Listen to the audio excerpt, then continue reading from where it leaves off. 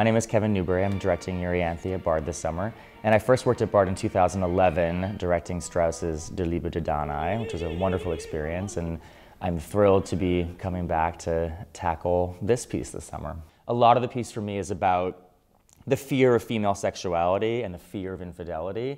And we thought that was an interesting time period because it's all about corsets and buttoning up women and kind of a patriarchal society. So it's very much inspired by The Scarlet Letter or Edgar Allan Poe, The Telltale Heart, or Tim Burton's Corpse Bride, this kind of Victorian Gothic world. So both visually and emotionally, the Victorian era seemed like a great setting.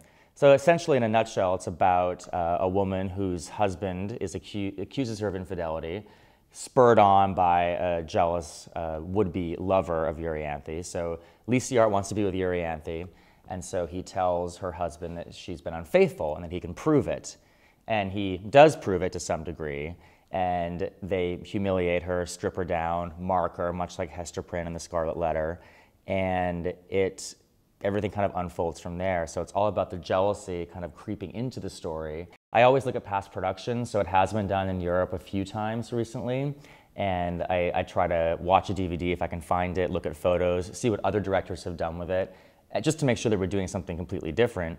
But one of the great things about doing a piece like this, like frankly all the pieces that you do at Bard, is that Maestro has a taste in things that haven't been done, or maybe kind of unsung masterpieces, pun intended. So it's really fun to almost have a first crack at it. I direct a lot of world premieres, and it feels like a world premiere in many ways because it hasn't been done very often, and not to my knowledge, not at all in this area. So most audiences don't know it at all. It's like going to see a brand new piece. So we can kind of do whatever we want with it in a way, which I love. Bard is so great because Susanna, who is the producing director, involves me in casting. So the singers that we have are people that I would have either did handpick or helped handpick. It's an amazing group of people. I mean, the music is so beautiful. It's kind of a quintessential German romanticism, big choruses, a big overture, huge orchestral sound.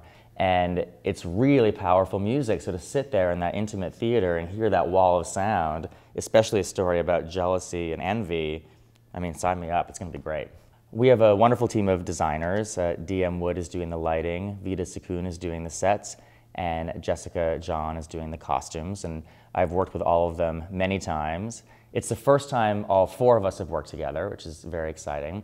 And we worked hard on this one. It wasn't an easy one to crack. Some pieces reveal themselves scenically, costume, lighting, right away. And although we knew what time period we wanted to set it in early on, it took us a little while to crack the puzzle of this piece. There's a couple of credibility leaps in the libretto that I think we've really solved. I think one of the most exciting things about this production is that we have a fantastic group of genuine singing actors.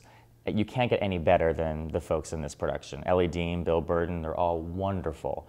So it's a real theatrical experience as much as an operatic experience. So even though the music comes first, I direct a lot of theater and film, so it's very important for me to have the kind of verisimilitude of real life and the sense of real human emotions and good acting values. So I think it's going to be a very exciting night at the theater.